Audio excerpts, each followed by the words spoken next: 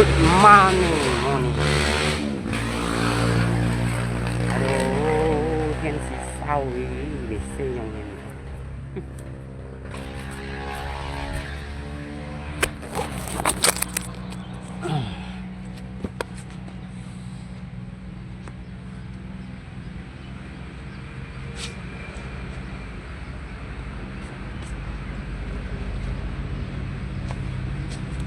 Sa nhưng mà ngay dù gì to co à dịp bạ liệu xếp nha anh xin cũng chỉ con cũng thằng dịp bạ liệu xếp xin mày tan xa lòi ha dịp bạ liệu xếp như dùng kem mẹ tệ trả lòi liong nghe à liong á có dịp dù dịp to co chỉ các phiền nhưng mà dịp bạ liệu xếp à nhẹ liong cái trong vấn nào gì à sao cái con gì sao ấy à tôi muốn à sao như của mình ta đâu nhưng mà nga chỉ đâu mày phải ăn phá chỉ các nga chỉ cho ai sọt à nhưng mà sọt nga chỉ muốn bắt đầu phá àแต่trường nga chỉ mới ăn phá xem như na trăm tô na hả của mình ta mã cái đồ gì vậy mình sao à nga chỉ ăn phá leo ta theo mày hả nga chỉ boss cái hả đó cái món này ở những nga chỉ đâu mày phải ăn phá theo cá ra theo cá phô cái hả đó giờ nha chỉ bị ăn tháp với ăn một con này như dùng cả nga mua dùng này nga chỉ trên mấy dùng cả nga giáo rồi như chỉ giáo ấy nga chỉ giáo cho nó hỏi nga ép với con này à mua thiên thú nào nè chỉ cả nga trên trong gì cái sao cả không ya sang cái hàm mấy giờ đi mua chỉ nên cái nga chỉ bên thế trên là mua nga chỉ giang ngay bữa nay xem chi à đó mua nga chỉ giang mỗi chỉ mèo bộ gian nhá bộ gian đồ mua hàng nga chỉ ăn mua gì hàng ya sao sẽ xem chỉ sao nhìn nè hiểu照顾不心照顾教啊但係nga chỉ đấy hay mua照顧到đó à xem trong hình đâu chuyện nga miền xin nga mua照顧hay nga chỉ xin nga mua giả chứ sao để thêm con chịu theo cả âm theo nga sao để hay miền nhá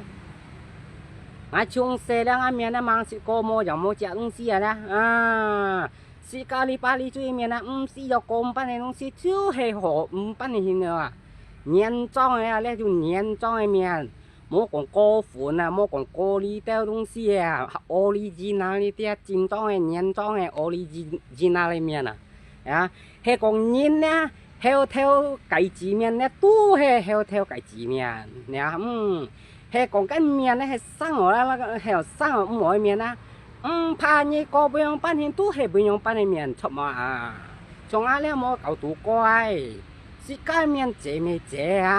mua tủ coi original chính tông này mua cả tông đó dịch bạ liệu ship cô nè nhiều nhân mua nó cái hắn xin cái sáng ăn ấy như là ngay ham như nó hi liong à mày tặng nhông liong á như ơi liong nè như kiểu mày tự chạo lại á còn như led đèn nói liong à cho cái chín mình phân nhìn con mua còn cào ấy thôi á ơi tí ngay gì to cô đeo mặc cái ăn to đeo ơi như tí san như led đèn nói liong á hết chín hết cá ju hết cá chín ju hết chín nè cá ju cá mà cá ju chín nói á chín như cẳng rồi kita jadi hai dah ada hai thằng sẽ thằng bay ali hai gì thật ta bé miền nó gì đi hai không là thằng nhìn bay thằng gì đấy hai máy dùng mày bay đó không mà ăn sen chiều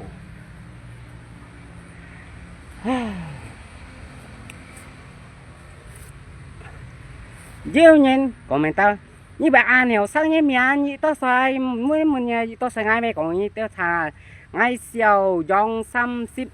phải dòng ngayคนnhư bà ăn cho như ship lang phải cái gì như tao khoan ngay cả phát hiện cho sẽ phát hiện hàng sáng như ship lang phải gì sẽ dòng còn na cọ chạy như này một chú khoan mẹ còn sẽ phiền như nó chín to sóng thiên ấy cho chín mi nè xem quả đây đâu